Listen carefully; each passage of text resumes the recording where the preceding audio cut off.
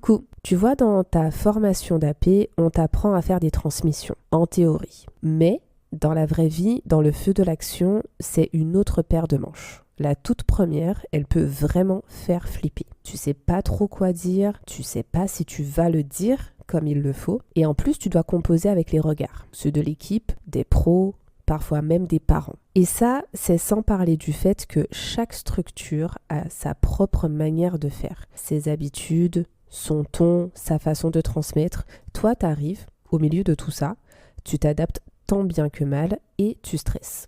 Et c'est normal. Les premières fois sont toujours les plus flippantes. Tu te poses 150 000 questions, tu veux bien faire et tu veux pas passer à côté de quelque chose. Tu veux pas être à côté de la plaque et tu veux pas être jugé. Personne n'aime être jugé. Et je le redis ici clairement, c'est normal. Et puis un jour, tu te lances. Tu sais pas comment, tu sais pas pourquoi, mais tu sens que c'est ton moment. T'as pris tes notes, t'as observé, t'as réfléchi et là, oh, ok, tu y vas. Eh ben, tu sais quoi, à ce moment-là, tu bouges ton nez, tu fermes les yeux et tu plonges. C'est tout. Il n'y a pas d'autres conseils. Juste, tu plonges. Et tu sais quoi, ta transmission sera peut-être catastrophique.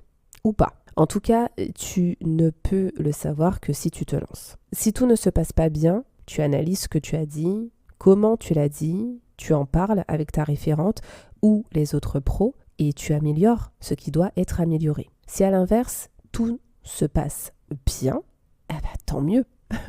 Tu recommences exactement pareil avec encore plus de confiance. Et justement, en parlant de confiance, on va en parler juste là, maintenant. Une transmission bien faite, c'est pas juste un petit moment comme ça.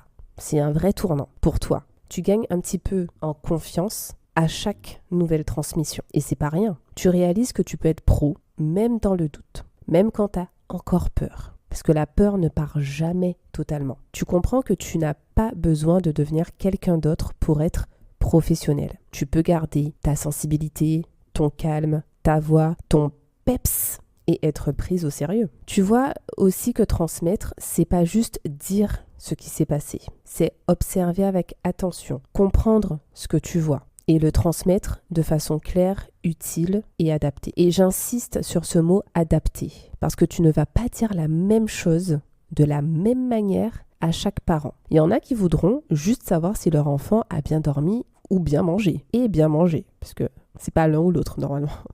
Les deux, c'est mieux. Et il y en a d'autres qui vont adorer que tu racontes une petite anecdote rigolote sur ce qu'il a fait ce matin ou cet après-midi. Et il y a encore d'autres parents qui, eux, savent que leur enfant, il est un peu dur. Ils vont vouloir avoir des informations sur est-ce que là, cette fois-ci, il a été un petit peu plus calme. L'idée, c'est pas de réciter un rapport. On n'en est pas là. C'est juste d'accompagner, de créer du lien. Et ça, tu l'apprends au fil du temps, au fil des transmissions, à t'ajuster, à sentir en fait comment tu dois être, à être là vraiment en tant que pro, mais, très important, en restant toi. Alors, quelques petits trucs qui peuvent t'aider à te sentir prête. On va parler concret. Si tu as une transmission à faire demain et que tu es en PLS, je te donne quelques pistes. Déjà, tu notes ce que tu observes dans la journée. Pas besoin d'un roman. 3 infos suffisent. Quoi, quand et comment.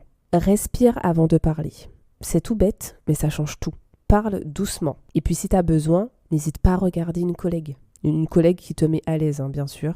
Tu cherches en fait du réconfort, tu cherches de la force quelque part. Rappelle-toi que tu n'as pas besoin de tout savoir. Tu dis ce que tu as vu, tu fais de ton mieux. Et puis une chose qui peut vraiment faire la différence, c'est de savoir comment toi tu fonctionnes. L'importance de se connaître. Est-ce que tu as besoin d'écrire pour t'organiser?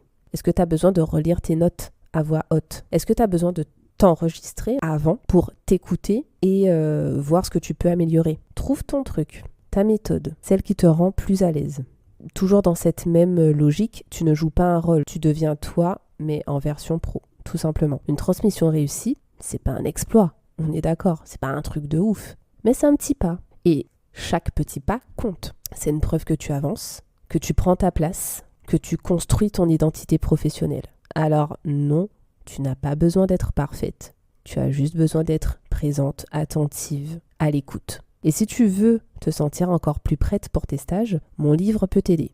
Il est rempli de mises en situation, vocabulaire médical expliqué simplement. Et de toute façon, le titre, c'est littéralement ça. Mise en situation petite enfance, cas pratique et vocabulaire médical pour étudiantes auxiliaires de puériculture. Ce livre est là pour t'accompagner pas à pas, sans pression, avec bienveillance, exactement comme ce podcast. Donc moi, je te laisse ici. Si cet épisode t'a parlé, pense à t'abonner pour ne pas rater les prochains épisodes. Je te remercie d'avoir écouté.